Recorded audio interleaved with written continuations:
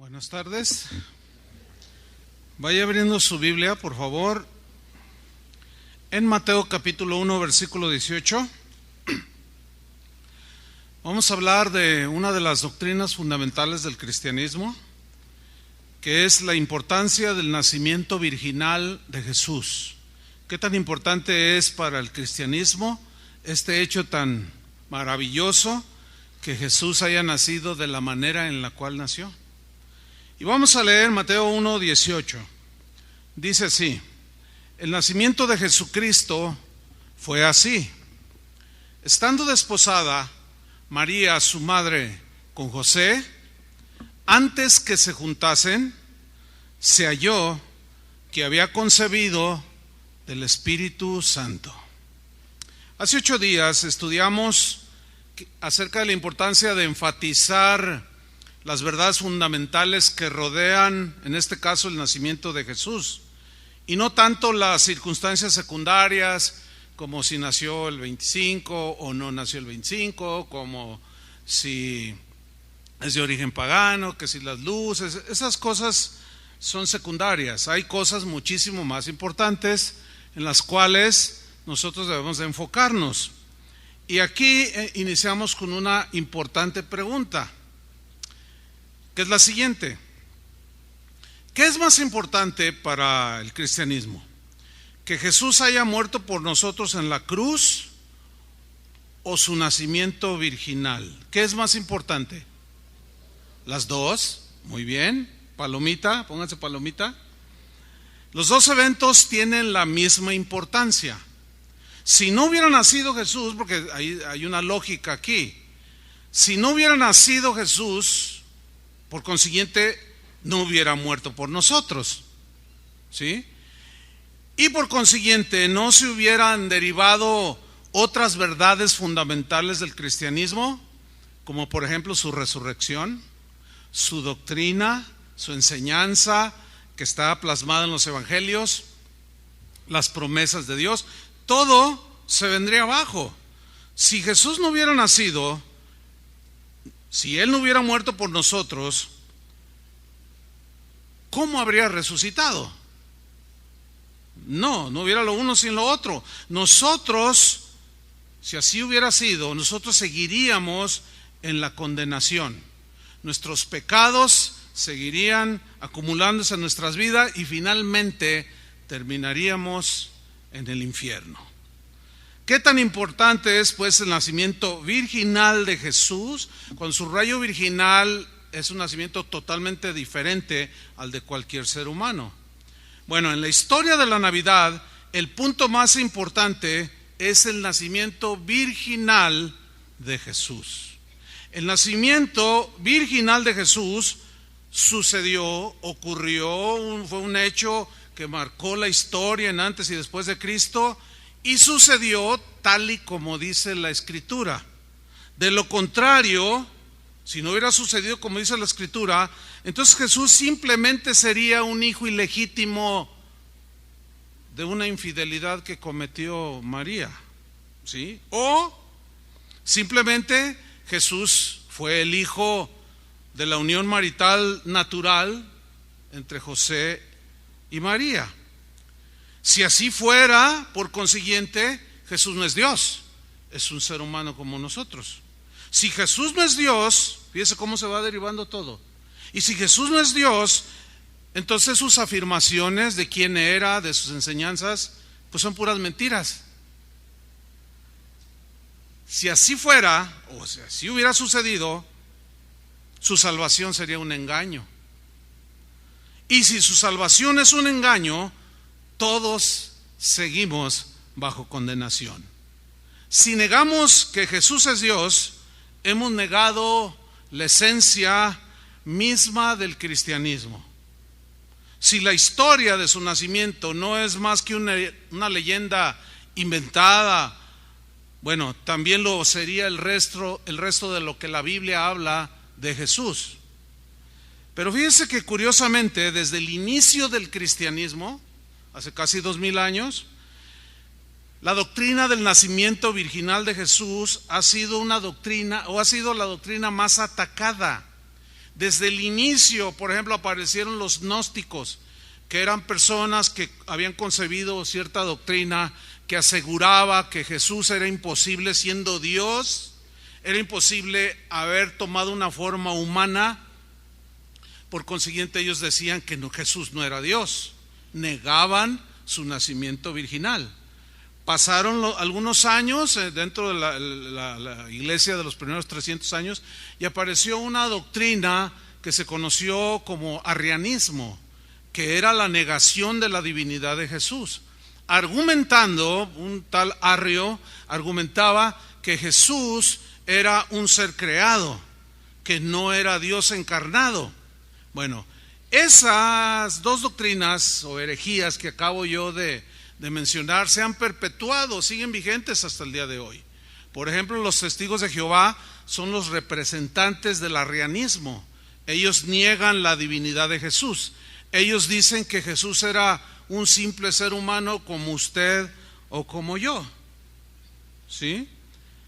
Hasta nuestros días, este es lo preocupante, porque hasta el día de hoy, teólogos de todas las ramas del cristianismo, incluyendo teólogos católicos, teólogos reformados, teólogos protestantes, teólogos que se dicen cristianos, siguen atacando la doctrina del nacimiento virginal de Jesús. Algunos de ellos, actualmente muy ilustrados, muy sabios, entre comillas, aseguran que simplemente son fábulas, que la historia de la creación de Adán y Eva es una fábula, es un mito. Una fábula, dicen ellos, que son creencias de gente poco inteligente, afirman ellos. Sin embargo, para los creyentes, ¿cuántos son creyentes aquí? Para nosotros los creyentes en Cristo, su nacimiento virginal es creer en esta doctrina, abrazarla, es fundamental, es crucial. Así como abrazar el hecho de la muerte en la cruz y de su resurrección. Son doctrinas que los cristianos, desde que inició el cristianismo, siempre abrazaron y defendieron, y algunos hasta dieron su vida para defender estas doctrinas. Cualquier persona pues que rechaza la divinidad de Jesús, la encarnación de Jesús, es decir, que Dios tomó forma humana, pero de una manera sobrenatural, por medio de un nacimiento virginal. Todo aquel que rechaza esto, rechaza a Cristo. Y la Biblia se defiende a sí misma. Juan el apóstol escribió en 1 de Juan 4:1 por razón de los gnósticos, que aseguraban precisamente que era imposible que Dios tomara una forma humana. Y él escribió en 1 de Juan 4:1, les escribió a los creyentes y les dijo: amados, no creáis a todo espíritu. Aquí todo espíritu es sinónimo de cualquier persona. No creáis a cualquiera, sino probad, examinad los espíritus o las personas, si son de Dios. Porque muchos falsos profetas han salido por el mundo. Versículo 2. En esto conoced el Espíritu de Dios. Todo espíritu o toda persona que confiesa que Jesucristo ha venido en carne, o sea que se encarnó y de manera sobrenatural, es de Dios, dice Juan. Es de Dios. Versículo 3. Y todo espíritu o todo aquel que no confiesa que Jesucristo ha venido en carne, no es de Dios. Y este es el espíritu del anticristo. O sea, la actitud anticristo, todo en contra de Cristo. Y es muy importante examinar y darnos cuenta que curiosamente, entre comillas, de una manera inexplicable, pero aquellos que atacan a Jesús y su nacimiento sobrenatural nunca hablan mal de Buda, ni de Confucio, ni de ningún líder religioso. ¿Por qué sí de Jesús? Eso comprueba que detrás de todo, el autor intelectual de todo este anticristo es Satanás mismo, el enemigo de nuestras almas. Dice 1 Juan 4:3, y este es el espíritu del anticristo, o sea, la actitud de negar, de estar en contra de Cristo, el cual vosotros habéis oído que viene. O sea, el personaje con ese sistema de gobierno anticristiano, y que ahora ya está en el mundo, no que ya está en el mundo el anticristo, sino la actitud de rechazar a Jesús, aún dentro de los mismos que se denominan cristianos. Por consiguiente, la doctrina del nacimiento virginal de Jesús es sumamente importante para nosotros que creemos. Ya desde el Antiguo Testamento los profetas, inspirados por el Espíritu Santo, comenzaron a dar profecías acerca de la venida y del nacimiento sobrenatural de este que sería llamado el Mesías. Isaías en el capítulo 7, versículo 14, nos lo dice aquí: por tanto, el Señor mismo os dará señal. La palabra señal aquí, tanto en el hebreo como en el griego, habla de un hecho poderoso, sobrenatural. ¿En qué consistía esa señal, ese hecho sobrenatural? ¿Se acuerdan cuando los fariseos cuestionaron a Jesús y le dijeron: danos señal de que eres el Hijo de Dios? Y él dijo: señal no le será dada sino la señal del profeta Jonás, que estuvo 3 días y 3 noches en el vientre del pez. ¿De qué estaba hablando? De su muerte y resurrección. O sea, esa es otra señal del poderoso Dios que tenemos, que levantó el cuerpo muerto de Jesús y lo volvió a la vida, que se conoce como la doctrina de la resurrección. Dice pues el texto, Isaías 7:14: el Señor mismo os dará señal poderosa. He aquí que la Virgen concebirá. Para nosotros quizás no tenga el mismo impacto que para los judíos de aquel tiempo que escucharon esto de parte del profeta. ¿La Virgen qué? Concebirá. ¿Cómo que una virgen va a concebir? O sea, concibe una esposa casada, ¿o no? Lo otro se consideraba fornicación. Entonces sonaba mal a los oídos de ellos. ¿Cómo que una virgen concebirá? Sí, y dará a luz un hijo, y llamará su nombre Emmanuel. Bueno, el cumplimiento de esta profecía dada por Isaías, él la profetizó 800 años antes de que Cristo naciera en un portal en Belén. Y en Mateo 1:18, que fue el versículo que nosotros leímos al principio, ahí se ve el cumplimiento de la profecía de Isaías. Para nosotros son ya 2800 años que se cumplió esta profecía. Dice Mateo 1:18, que fue el texto de inicio: el nacimiento de Jesucristo fue así, palabra de Dios, estando desposada María su madre con José. Aquí hay algo importante que quiero mencionar: desposada. María. Desposada en el idioma griego es una palabra que se traduce como comprometida. En otras palabras se puede leer así, como dicen algunas otras versiones: estando comprometida María su madre, o sea, su madre de Jesús en su humanidad, con José. Esta era una costumbre que tenían los padres judíos, que cuando los hijos iban creciendo, entre ellos hablaban y hacían ese compromiso de casar al hijo con la hija. Se aceptaban ambos, se comprometían, y esa era una costumbre para ellos, ¿sí? Para nosotros eso no tiene vigencia, era una costumbre judía. Por eso tenga mucho cuidado cuando escuche a cristianos que aparentan mucha espiritualidad, que dicen cosas como: el Señor me está diciendo que tú te cases con aquella muchacha o con aquella mujer, o tú te casas con aquel. Oiga, pero yo ya soy casada. Pues yo no sé, a mí Dios me habló. Dices, ¿de qué está hablando este tipo? ¿Verdad? Cenó muchos tamales en Navidad, o que algo le pasó. Esas cosas para nosotros no tienen sentido ni vigencia. Era una costumbre judía. Entonces dice que María su madre, antes que se juntasen, juntarse aquí significa vivir la vida marital, antes que vivieran como matrimonio, se halló que había María concebido del Espíritu Santo. Y aquí inicia la maravillosa historia de la Navidad, porque dice que se halló que ella había concebido del Espíritu Santo. Aquí hay algo digno de mencionar. El verbo concebir viene de un término griego genao, y genao se traduce literalmente como engendrar. Y esa palabra genao, engendrar, concebir, se usaba siempre, principalmente, la mayoría de las veces, en referencia a un hombre, a un varón engendrando hijos. Eso habla de la paternidad, porque es el varón el que deposita la semilla que fecunda el óvulo, ¿sí? Y esto habla de la autoría de Dios el Padre en el nacimiento de Cristo.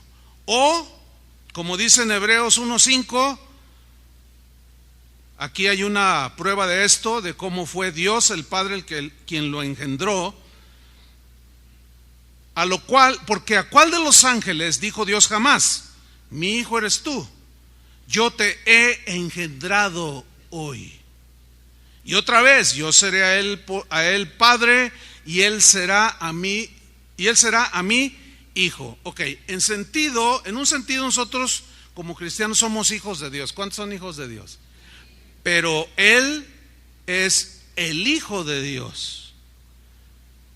O sea, somos hijos de Dios no en la misma dimensión en la que Jesús es Hijo de Dios, porque Jesús es Dios de Dios, como decía el credo antiguo apostólico, Dios de Dios, luz de luz, Dios verdadero de Dios verdadero, engendrado, mas no creado, de la misma naturaleza del Padre, que fue el creador de todo, decía este credo antiguo.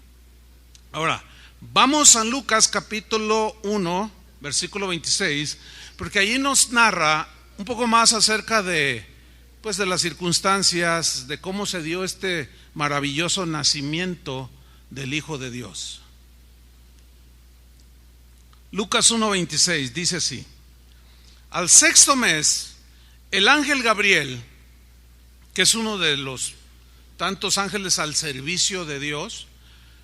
La creación angelical, hermanos, es una realidad. La creación angelical, los ángeles son creación de Dios, pero los ángeles son hermosos, son distintos a nosotros, ellos no son seres humanos. Pero dice la Biblia que los ángeles eran dirigidos por el que posteriormente sería el acérrimo enemigo de Dios. A él se le llamó luz bella, luz de la mañana, lucero de la mañana. Y la imagen que se tiene de ese ángel caído, que posteriormente se le llamó Satanás, que significa adversario,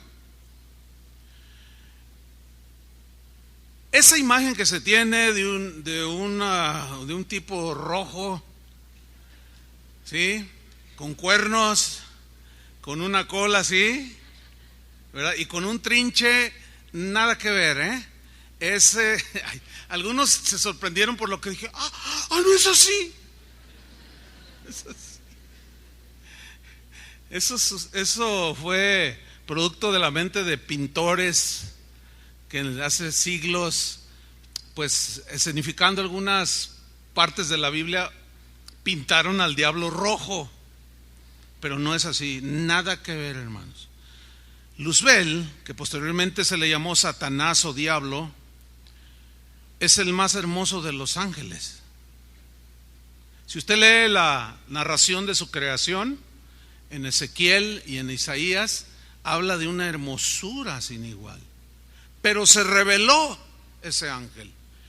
Y actualmente tenemos los ángeles de Dios y los ángeles caídos. Pero Gabriel era un ángel al servicio de Dios. Y sigue habiendo innumerables ángeles que, según la Biblia, dice que esos están para ministrar a los herederos de la salvación, que somos nosotros.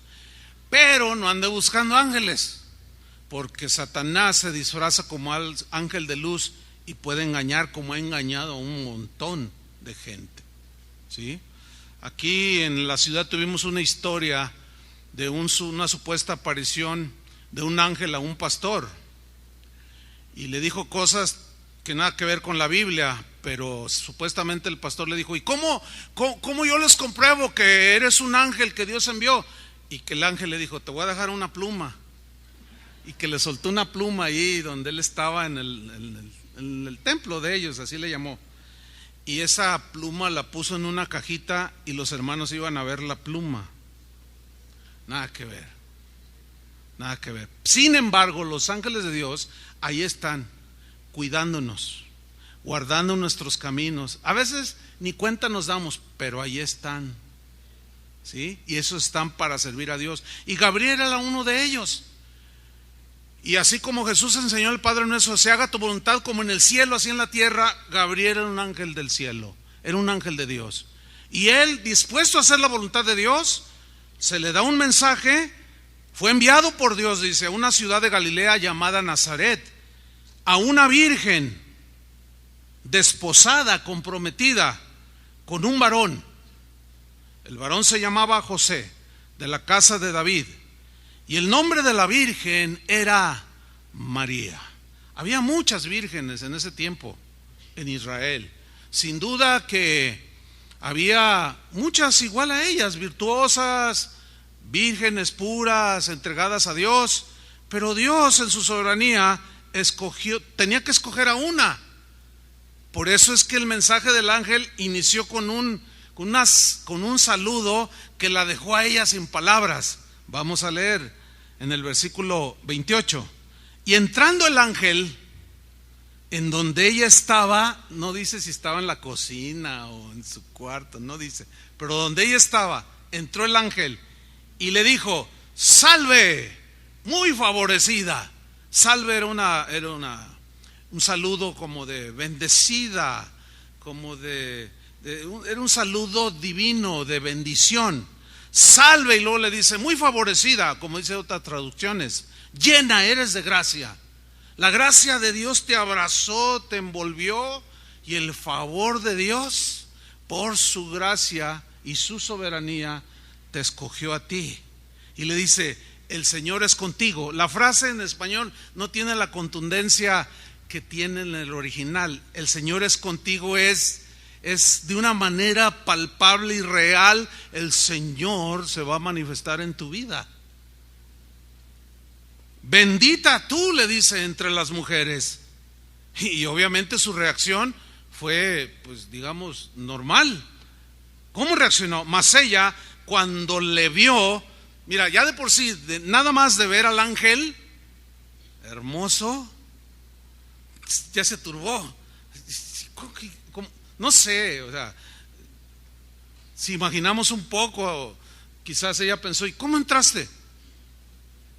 ¿Y quién eres tú? Y no, estaba totalmente conmovida. Cuando le vio, dice, se turbó, se desconcertó por sus palabras, porque todo ese saludo era algo inusual y de parte de un ángel que venía de parte del Señor. Se turbó por sus palabras y pensaba, meditaba, o sea, eran tan rápidos sus pensamientos que se cruzaban el uno al otro, porque pensar aquí habla de una intensidad en las ideas del pensamiento, que qué salutación sería esta. ¿Por qué me saluda de esa manera? ¿A quién se le saluda de esa manera? ¿Quién soy yo para que se me sea saludado de esa manera? Versículo 30, entonces el ángel le dijo: María, y la llama por su nombre. ¿Cómo sabe mi nombre? Y luego le dice algo muy importante, le dice: no temas. ¿Por qué le dijo no temas? Porque la vio temblando, hermanos, porque la vio conmovida. Y cuando yo estaba leyendo esto, me acuerdo de un hermano que estuvimos en una reunión de adoración muy exaltada, muy profunda, una presencia de Dios bien tremenda, y al final él se acercó con nosotros, varios de los pastores, de esto hace años ya, y él venía con sus manos así, y luego: ¿qué tienes? Dice: y así jadeaba, es que Dios me habló. ¿Y qué te dijo? Pues me dijo que hiciera ciertas cosas. Oren por mí. Y yo le dije, no, hazlas. Porque luego así somos, ¿no? Hay gente que viene y dice, pastor, Dios me habló y me dijo que hiciera esto y aquello. Por favor, ore por mí. No. Haz lo que te dijo, no necesitas oración.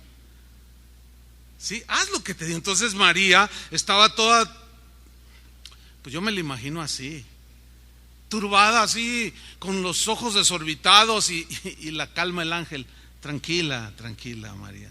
Mira, siéntate, respira hondo. No, eso ya suena a otra cosa. Eso está en la Biblia. Pero no temas nos produce tranquilidad.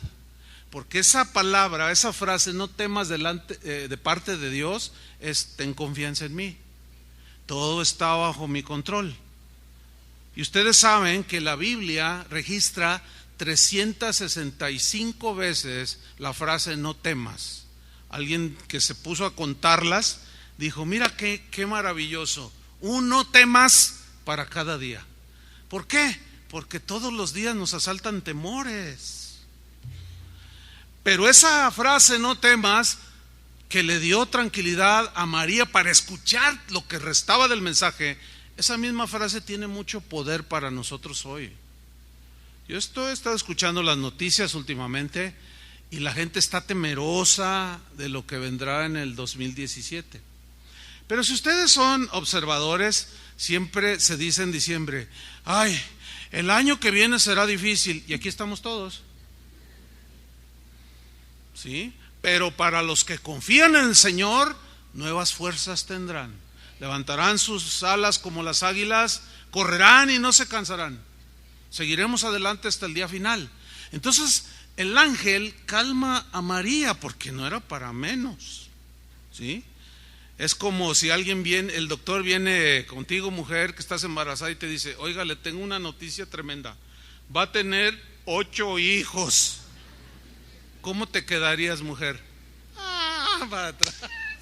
Y el marido, cuando tienes ya estaba, no terminó de decir 8, el doctor ya estaba en el suelo. ¿Y cómo los voy a mantener? No, pues es que imagínate. Entonces María, que estaba comprometida, todavía necesitaba escuchar con tranquilidad el mensaje. Por eso es importante estar tranquilos, hermanos, para escuchar que Dios nos hable. Cuando oramos, cuando compartimos la palabra de Dios, cuando leemos la palabra de Dios.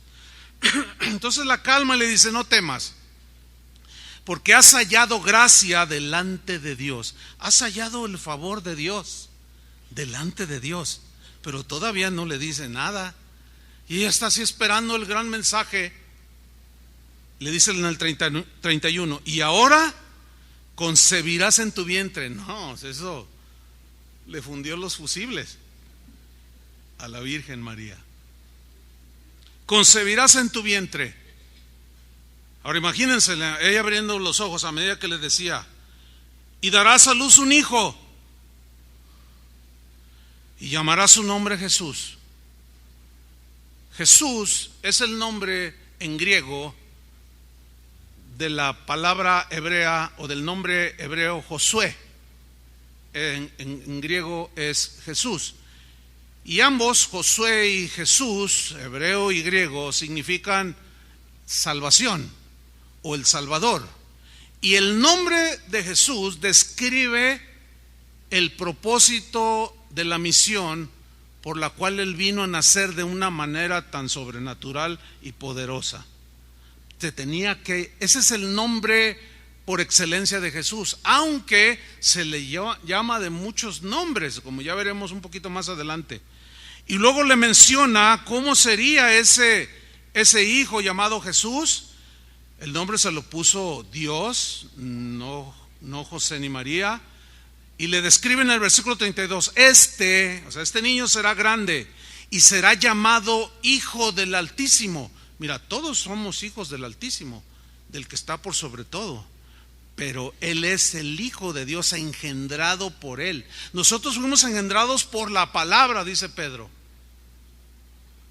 Pero Dios, por el Espíritu Santo, puso la semilla. La palabra semen significa semilla, ¿sí?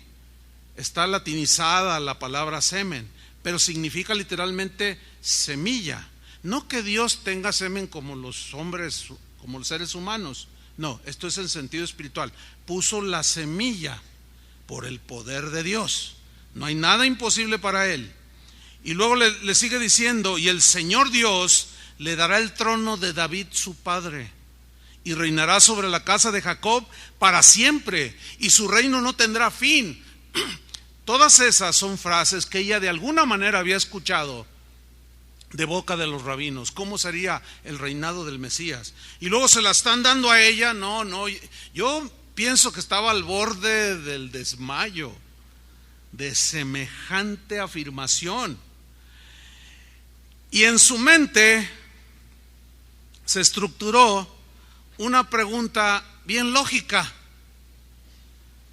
Ella estaba totalmente asombrada y su pregunta es totalmente natural y lógica.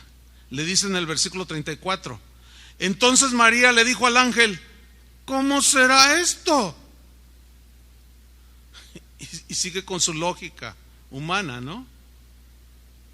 Y con razón. Dice: pues no conozco varón. No, todavía no me caso, estoy comprometida. Pero ¿cómo yo voy a concebir un hijo si todavía no estoy casada? Todavía no vivo con José, mi marido. Pues esa, hermanos, esa es una afirmación de parte de Dios. Y a eso se refirió cuando dijo el profeta Isaías: esta es la señal, el hecho poderoso. Una virgen concebirá en su vientre de manera totalmente fuera de lo normal, o sea, sobrenatural, por obra del Espíritu Santo. Esa virgen concebirá y dará a luz un hijo. ¿Cómo será esto? No conozco varón. Y le responde el ángel 35. Le dijo: el Espíritu Santo, el Espíritu Santo, la tercera persona de la Trinidad, vendrá sobre ti, y el poder del Altísimo.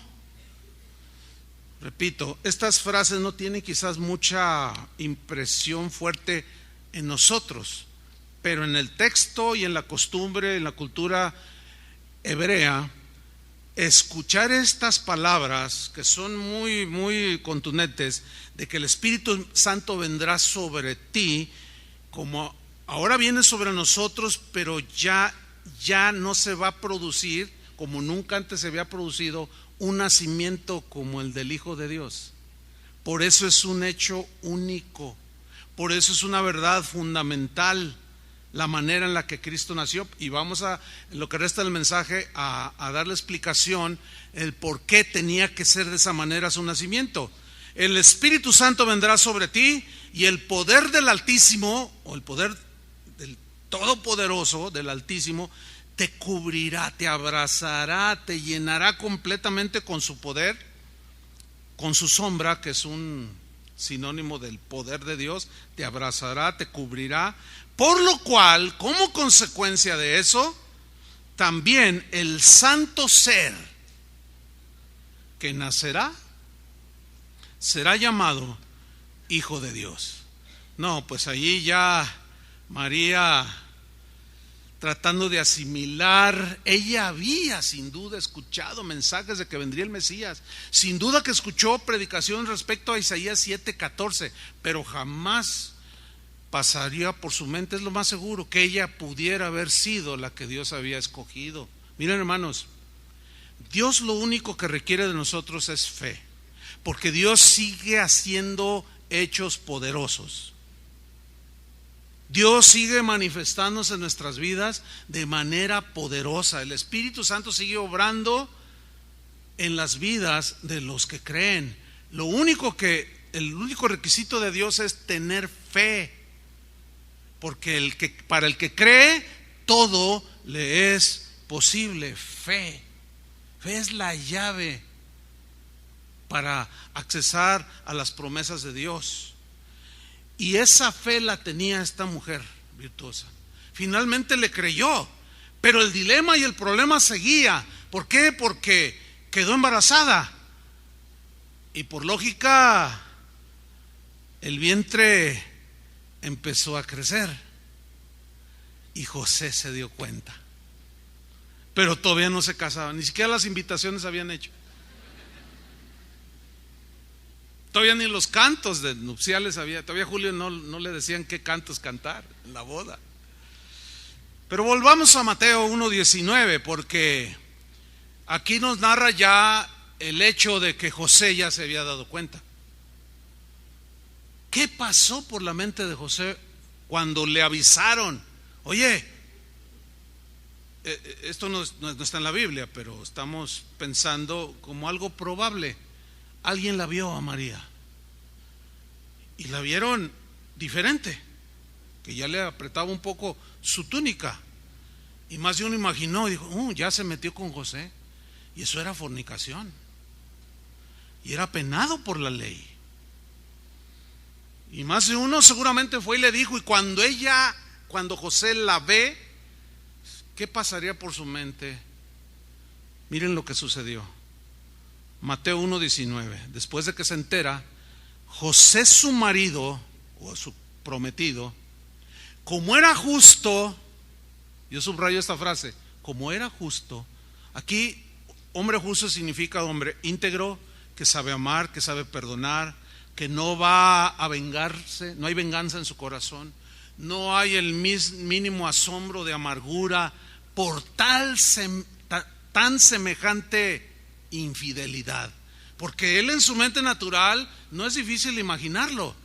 Yo he hablado con varones que fueron engañados por sus esposas y es algo terrible, pero también he hablado con mujeres que han sido engañadas por sus esposos. Pero en el caso de un varón engañado, hay ciertas cosas que son un poco distintas en la reacción. Un hombre se siente en su hombría, en su valor, que lo hayan preferido por otro hombre, eso le pega muchísimo.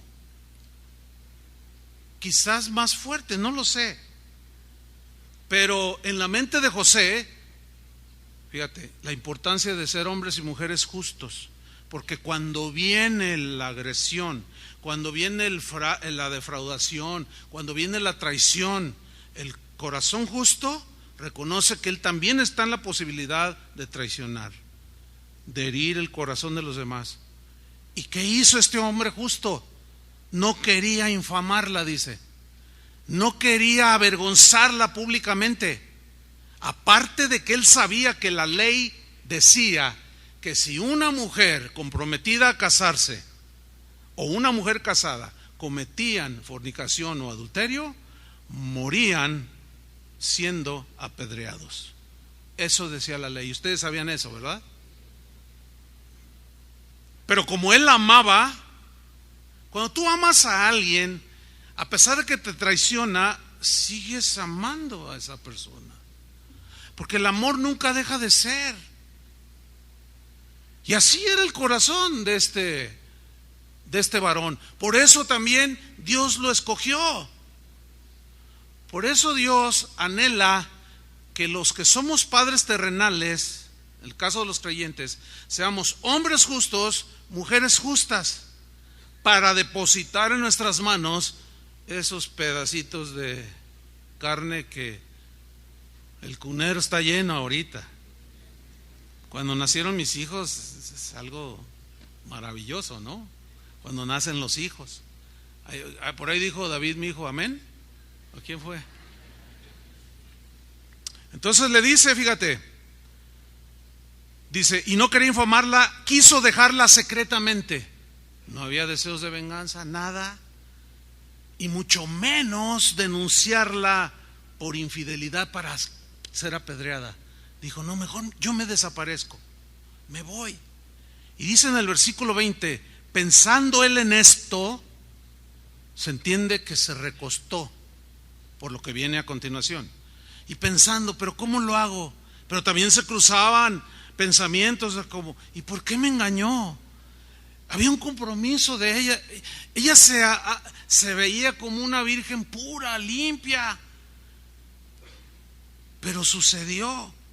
Y en eso estaba pensando que se quedó dormido. ¿Por qué digo que se quedó dormido? Por lo que viene a continuación. Y he aquí un ángel del Señor le apareció en sueños. O sea, nada más se sueña dormido. Bueno, algunos sueñan despiertos. Dice: aquí un ángel del Señor le apareció en sueños y le dijo: otro ángel del Señor, otro enviado. Pero a diferencia de María, aquí fue por medio de un sueño, ¿sí? Y le dijo el ángel: José, hijo de David. O sea, lo conocía perfectamente. Dice: no temas. Otra vez le dice: no temas. ¿Por qué le dijo no temas? Porque estaba todo desconcertado, todo herido, dolido. Quizás estaba llorando, quizás tenía ya la almohada toda inundada de lágrimas por semejante traición e infidelidad.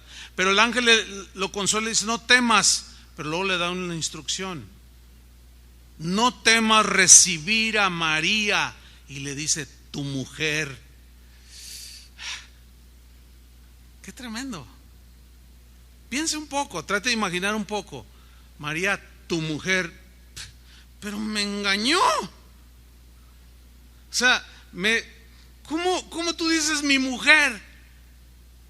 Y quizás hasta pensó, no lo sé, estoy especulando nada más, lo que tiene en el vientre no es mi hijo.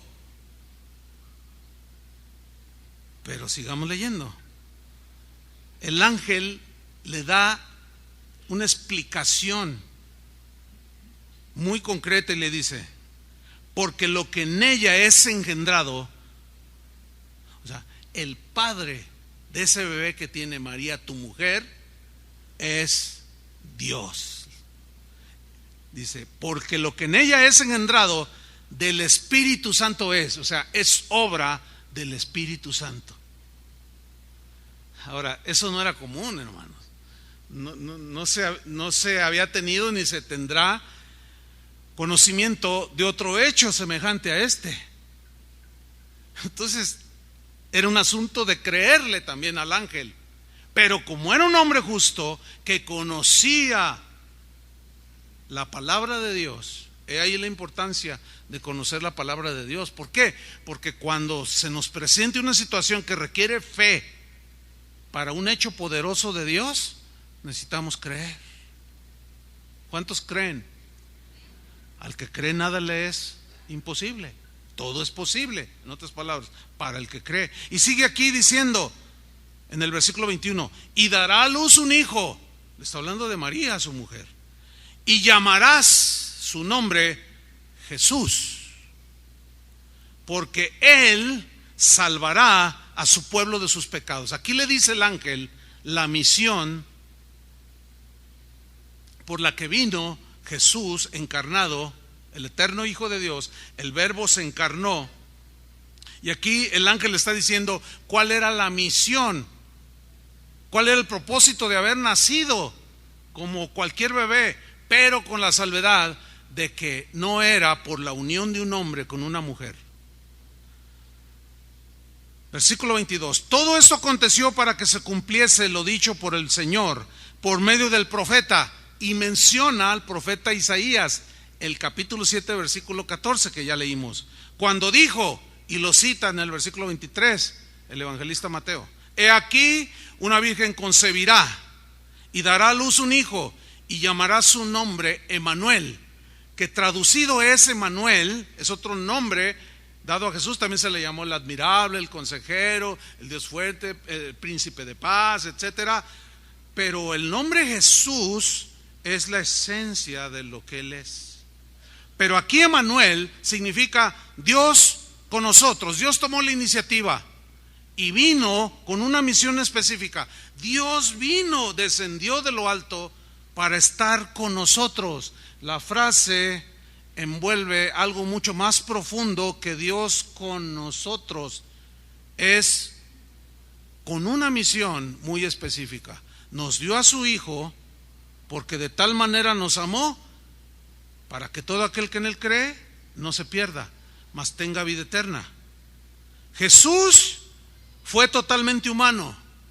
Jesús tuvo un cuerpo físico como el tuyo, como el mío, pero al mismo tiempo Jesús era totalmente Dios.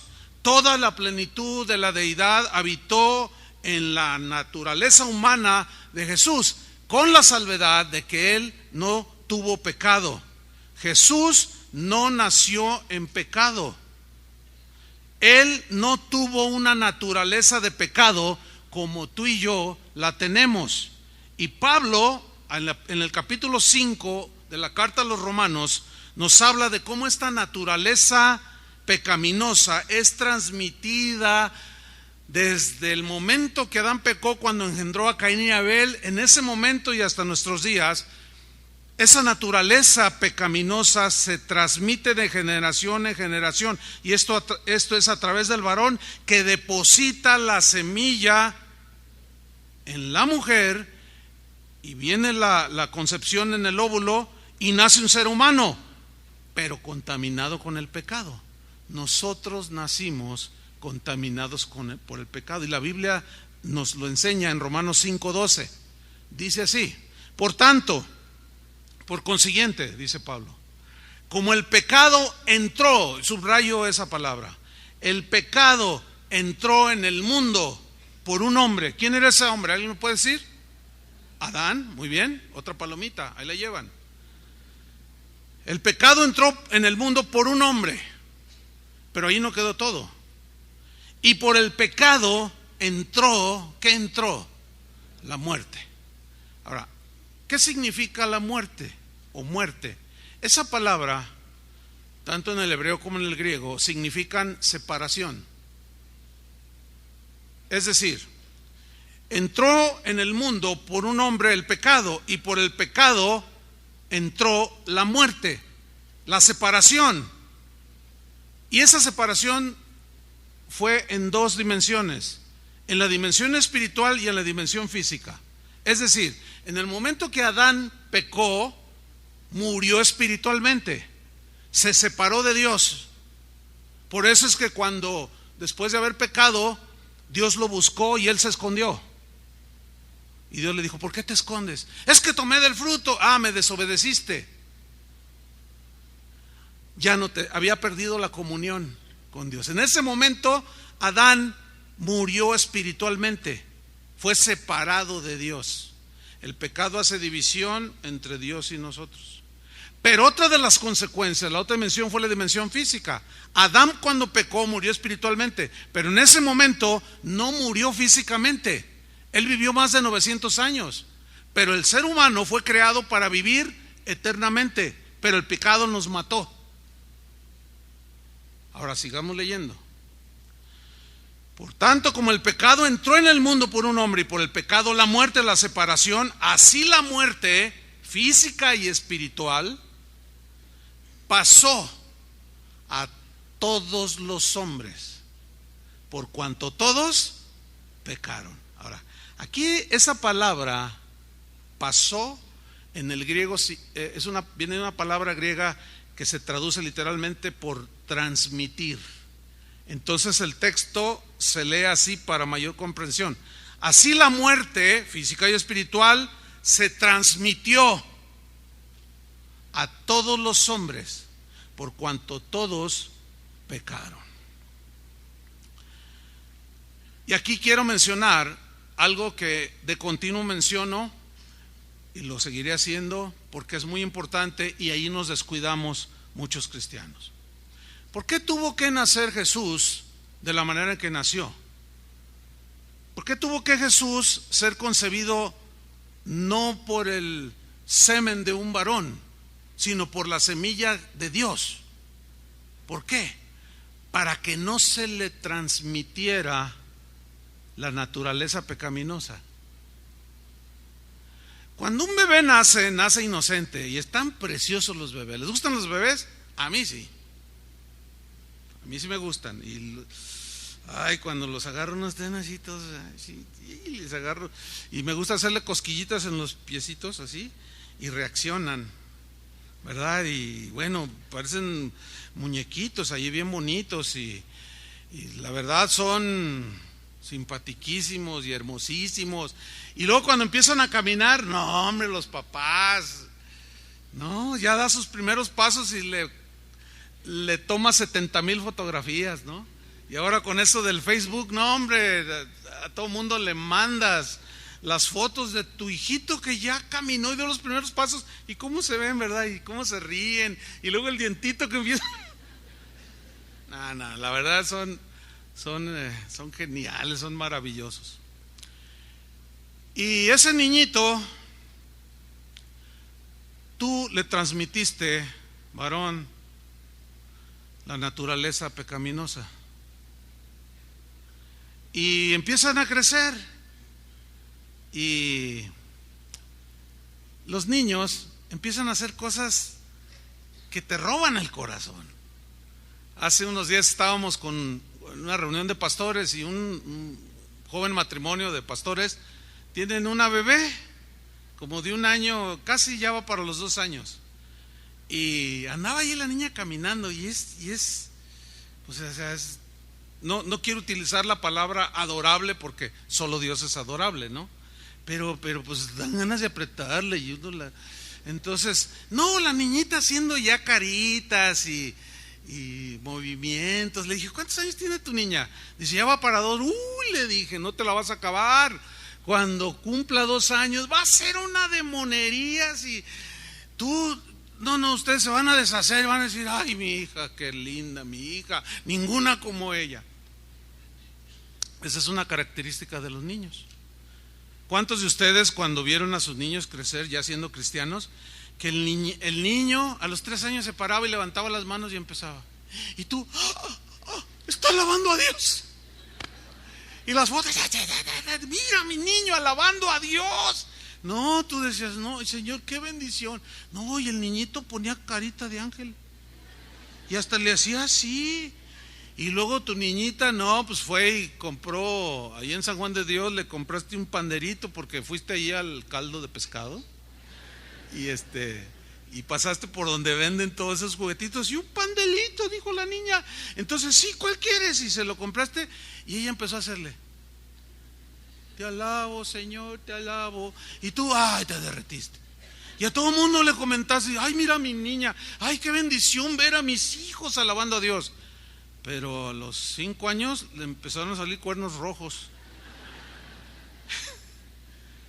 A los 8 hasta colmillos así le empezaron. A los 12 ya le salió una cola y a los 14 ya traía un trinche en la mano. Y tú desconcertado te preguntaste, ¿qué pasó? ¿Dónde está ese niño? Hermanos, simple y sencillamente es la manifestación de la naturaleza pecaminosa que tú le transmitiste, que te transmitió tu padre, que te transmitió tu abuelo, y que tu abuelo, al bisabuelo y el bisabuelo, y la culpa la tiene Adán. Pero echarle la culpa a quien sea no sirve de nada. Ya estamos contaminados por el pecado. Por eso es que a nuestros niños tenemos que desde chiquitos darles conciencia de lo que está bien y lo que está mal. A los niños se les enseña a hacer el bien porque el mal ya lo traen de fábrica. A un niño tú no lo enseñas a decir una grosería, le sale. Una reacción de egoísmo, de golpear a otro niño y quitarle el chupetín, es una reacción natural. Pero se le enseña a no lo hagas, no contestes así. ¿Por qué? Porque ya forma parte de la naturaleza. A esa niña, hija de estos pastores, yo le dije, oye, ¿y si la están llevando? Claro, dice, mira, ahí en la mesa, ve lo que está allí. Y allí en la mesa estaba una varita bien liviana, que traía un versículo, con la vara y la corrección dan sabiduría. Yo le dije, dice, pues es la varita. Dice, mira, agárrala y llámale a la niña. Entonces yo agarré la varita y la nombré por su nombre. Le dije, ven, y voltea.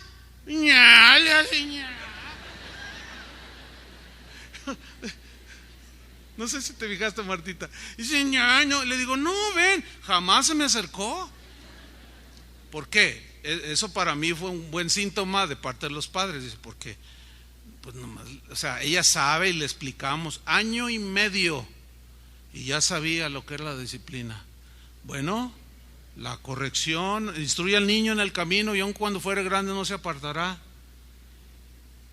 Necesitamos a nuestros niños llevarlos ya hay un punto en el que ellos tienen que nacer de nuevo también, arrepentirse de sus pecados, porque nacieron contaminados por el pecado, volviendo al nacimiento virginal de Jesús. He ahí la razón por la cual Jesús tuvo que nacer de esa manera, porque si hubiera nacido por una relación entre José y María, José le hubiera transmitido la naturaleza pecaminosa a Jesús. Por consiguiente, la sangre de Jesús, que es donde, curiosamente, cuando te sientes enfermo o te quieren hacer algún examen, ¿qué es lo que te examinan? Te sacan sangre. Alguien que está contaminado de hepatitis o de, qué sé yo, de SIDA, no puede ser un donador de sangre. Su sangre tiene que estar limpia, porque si no va a matar, y esa sangre limpia trae sanidad al que recibe esa sangre. Bien, espiritualmente hablando, la sangre de Cristo está limpia de pecado. Por eso es la única que nos puede limpiar de nuestros pecados. ¿Están entendiendo, cristianos? Por eso es que la sangre de Cristo no debe de ser usada en cosas tan superficiales y tan llenas de esa ignorancia, pienso yo. De unjo mi carro para que no me lo roben, lo cubro con la sangre de Cristo. ¿Sabe una cosa, mi estimado hermano? La sangre de Cristo no es para cubrir carros, ni proteger casas, ni de andarla esparciendo por todos lados. La sangre de Cristo es única y exclusivamente para limpieza de nuestros pecados. Por eso es que Dios tuvo que poner la semilla de Él en el vientre de María, y de esa manera anuló la contaminación que José le podía haber transmitido. Por eso cuando Jesús nació, fue el hombre más perfecto que ha existido. Esa fue la idea de la creación de Adán, un hombre perfecto y una mujer perfecta. Pero el pecado entró por la desobediencia, y por el pecado la muerte. Así pasó la muerte, se transmitió a todos los seres humanos. La genética, hermanos, puede definirnos y darnos lecciones, y por medio de ella sabemos de nuestra herencia física. Yo me parezco a mi padre, a mi madre que está ahí sentada, tengo ciertos rasgos, ademanes, ¿verdad? Si quieren saber ahora con la tecnología y su avance, quieren saber quién es el padre, quiero saber si aquel señor fue mi padre, me hacen una prueba de ADN y empata, él es su padre. Todo esto hace la genética, ¿sí? Heredamos, nos explican cómo es que nos parecemos en los rasgos físicos, pero también intelectuales. Generalmente un músico engendra niños con tendencia a la música, y así viceversa, ¿no? Pero la genética jamás va a poder encontrar el origen de la maldad. No va a poder decir, no va a poder abrir, no va a poder estudiar y decir, pues aquí, miren, esta es la maldad. No puede, porque es algo espiritual. Pero nadie puede negar, el hecho de que no se ha comprobado científicamente, no se puede negar que la maldad existe. Basta ver alrededor nuestro, ¿sí o no? ¿Quién se atrevería a negar que el hombre está lleno de maldad? Nadie. Sin embargo, solo la Biblia posee la información del origen y las consecuencias del pecado, y por consiguiente nos da la solución. Y la solución es la sangre de Cristo que limpia nuestros pecados. He ahí la importancia del nacimiento virginal de Jesús. De ahí derivamos de que los seres humanos no nos hacemos pecadores, no, nacemos pecadores por naturaleza. Nuestro problema es que nacimos con esa naturaleza pecaminosa que nos fue transmitida. Por eso Cristo dijo, es necesario nacer de nuevo. ¿Cómo nacemos de nuevo? Cuando oímos el mensaje, creemos en el sacrificio de Jesús, nos arrepentimos de nuestros pecados y su sangre limpia, sin pecado, sin manchas y contaminación, nos limpia de todos nuestros pecados. ¿Cuántos le dan gracias a Dios? Razón de sobra para celebrar, sea el 25, 24, el 30, el que usted quiera. No podemos detenernos en esas cosas tan secundarias y dejar de lado semejantes verdades fundamentales como esta. Termino leyendo dos pasajes. Uno está en Hebreos 4:14. Hebreos 4:14.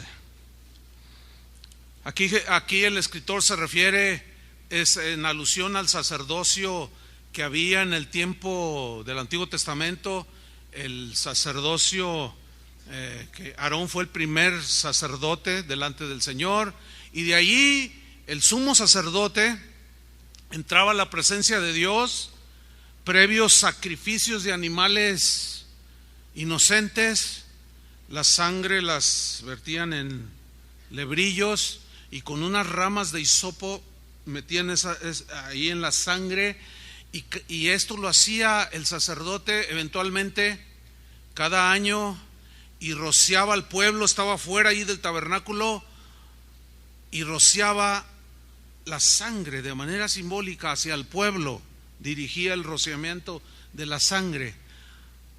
Esa sangre era de animalitos, todos eran inocentes. ¿Se acuerdan de Juan el Bautista? He aquí el Cordero de Dios que quita el pecado del mundo. Tenían que ser ofrecidos animalitos sin mancha, es decir, tenían que ser blancos, no tenían que estar tuertos, ni cojos, ni mancos, tenían que ser totalmente limpios, sanos, tipificando ¿a quién? Al Cordero de Dios, a Jesucristo. Entonces el sacerdote rociaba al pueblo y de manera simbólica los pecados del pueblo quedaban cubiertos, pero la sangre de Cristo los borra, porque esa sangre de esos animales inocentes apuntaban hacia la sangre limpia, la misma sangre de Dios, por llamarlo de una manera, pura y santa, sin contaminación de pecado. Por eso dice aquí, en alusión a eso de Hebreos 4:14, por tanto, teniendo un gran sumo sacerdote que traspasó los cielos, Jesús, el Hijo de Dios, retengamos nuestra profesión, nuestra confesión de fe, que creemos en Él, que su sangre nos limpia de todo pecado. Ese es el contexto, ¿sí? Él ya nos roció con su sangre, pero no nos cubrió los pecados, los borró y los echó a lo profundo de la mar, y ya no se acuerda más, esa es su promesa, de nuestros pecados y transgresiones. Dice el versículo 15, porque no tenemos un sumo sacerdote que no pueda compadecerse de nuestras debilidades, no, sino uno que fue tentado en todo, escuchen, según nuestra semejanza humana, pero ¿qué? Sin pecado. Es decir, ¿qué significa fue tentado en todo según nuestra semejanza? Que Él sintió lo mismo que todos los seres humanos sentimos. Él sintió hambre y fue tentado por Satanás. Tuvo sed, lloró ante la tumba de Lázaro, se cansaba, le dio hambre, fue menospreciado, fue traicionado. O sea, todo lo que nosotros podamos imaginar que alguien nos puede hacer, que nos causa dolor, llanto, lágrimas, desilusión, tristeza, Él lo padeció. Pero pongan mucha atención, no tenemos un sumo sacerdote que no pueda, porque en el Antiguo Testamento el sacerdote que rociaba pues se aventaba también a él. Pues sí, de pasadita, él mismo sujeto a las mismas debilidades, él mismo necesitaba eso. Por eso esa doctrina que practica mucha gente aquí en México de ir a confesar los pecados a un hombre y luego este hombre le perdona, nada que ver. O sea, no quiero hablar así nada más por hablar, no, es una ilustración de lo inútil de eso, si siguiera perpetuado el sacerdocio de hombres. No, dice, no tenemos ya un sumo sacerdote que no pueda compadecerse de nuestras debilidades, porque en ese caso que mencioné, el pecador perdonando pecados, hágame favor, pero aquí el sacerdote que tenemos, dice, él fue tentado en todo según nuestra semejanza, pero sin pecado. Acerquémonos pues confiadamente, ¿a dónde? Al trono de la gracia, para alcanzar misericordia y hallar gracia para el oportuno socorro. ¿Ve? Un sacerdote que intercede por nosotros, cuya misma sangre nos limpia de todo pecado, porque Él fue sin pecado, y podemos acercarnos confiadamente al trono de la gracia y encontrar lo que necesitamos. Cuando estés triste, acércate a nuestro sumo sacerdote. Cuando te sientas solo y quieras hablar con alguien y nadie te hace caso, háblale a Él, ahí está Él. Cuando sientas que tu cuerpo te duele, acércate al trono de la gracia. Él sabe lo que es el dolor. A Él lo golpearon y Él se apiada de esas debilidades, de esas cosas que nos duelen, que nos hieren, que nos frustran. Lo único que Él quiere es que no nos amarguemos en el corazón. ¿Qué necesitas tú? ¿Acaso habrá algo que el Señor no pueda suplir? Porque si Dios el Padre nos dio a su Hijo, ¿cómo no nos dará con Él todas las cosas? Estamos completos en Jesús. Razón suficiente, pues, para celebrar no solo un 25, sino todos los días de nuestra vida, que un día Jesús vino y nació como un niño. Sí, pero ¿de qué manera nació? ¿Y de qué manera tan poderosa Él nació? Que no heredó el pecado que todos nosotros heredamos, pero por su muerte en la cruz, nuestros pecados al creer son perdonados. ¿Cuántos le dan gracias? Finalmente Hebreos 7:26 dice, porque tal sumo sacerdote nos convenía. Por supuesto, no hay otro. Santo, inocente, y lo sigue recalcando, sin mancha, apartado de los pecadores, no que no se juntaba con ellos, sino que no era uno de ellos, y hecho más sublime que los cielos. Queridos hermanos, esta es la hermosísima historia de la Navidad. Que el mundo la desvirtúa y que el mundo le añade, y que eso no lo podemos evitar, pero nosotros podemos tener el verdadero sentido de la Navidad, sin detenernos en fechas ni en cositas por ahí alrededor. ¿Cuántos le dan gracias a Él? Vamos a acercarnos al trono de la gracia. Póngase de pie. Presente su necesidad delante del Señor, la que sea. Dígale, Señor, gracias en primera instancia por limpiarme de mis pecados. Pero si hubiera aquí alguien que sus pecados no han sido borrados, que Jesús no vive en tu corazón, quizás tú digas, no, mi corazón está tan sucio como el pesebre donde nació, pero Él lo santificó.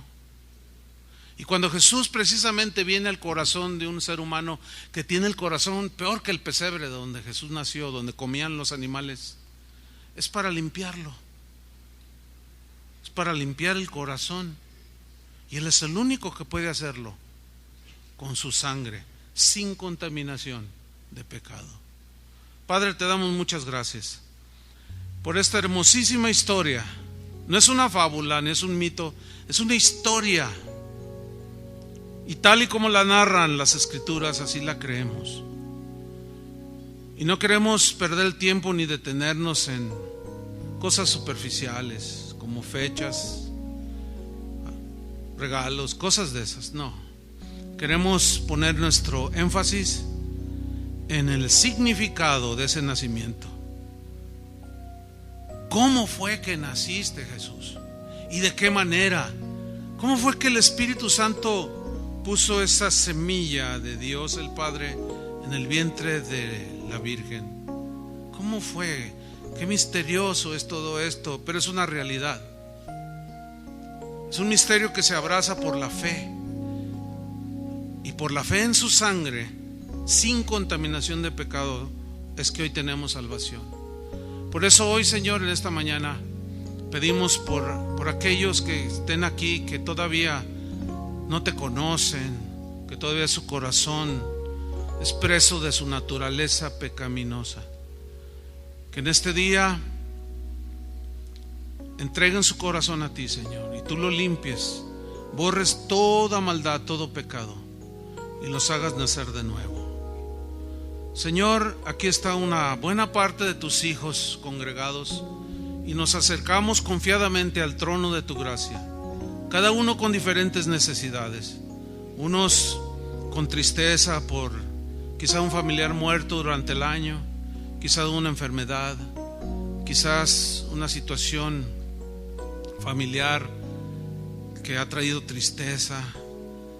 Otros quizás siguen luchando contra un pecado y esto les trae congoja.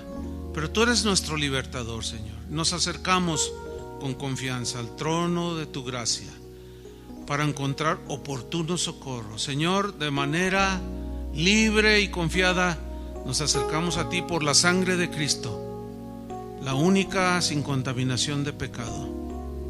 Y por esa sangre tenemos acceso a tu trono, Señor. Socorre a tus hijos y concede, Señor, las peticiones de los corazones. Gracias, Jesús, por tu obediencia, por haberte despojado y humillado y tomado forma de hombre. Y te humillaste y te hiciste uno semejante a nosotros para poder sentir, palpar lo mismo que los humanos sentimos, para un día, Señor, podernos consolar. Gracias, Señor, porque estas verdades las abrazamos hasta el día de nuestra muerte. Por eso es necesario nacer de nuevo, y también es necesario que nuestro cuerpo físico vuelva al polvo, porque del polvo fuimos tomados y al polvo volveremos. Consecuencias del pecado sí, pero es necesario morir también para que nuestros cuerpos sean resucitados conforme al cuerpo que Jesús tenía, ese cuerpo glorioso que ascendió al cielo. Gracias, Jesús. Gracias, Padre, te damos en el nombre de tu único Hijo, Cristo Jesús, a quienes estaremos eternamente agradecidos. Amén. Que Dios les bendiga, hermanos.